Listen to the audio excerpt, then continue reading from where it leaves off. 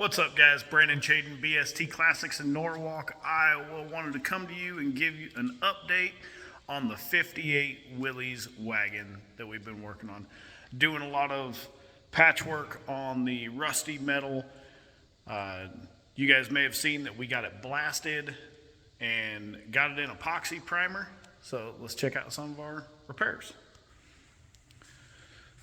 Hood was rusted back here, so we made that side to match that side. Made our own inner fenders to clear the engine. Patched in some of the rusty spots.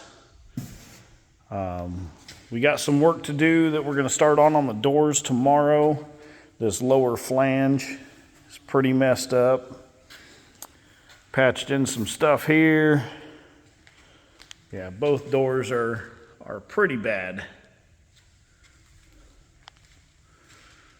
The floor was in relatively decent shape, so we had to bead roll this in here, make sure that we had our where the wood's gonna sit, make sure all that was good.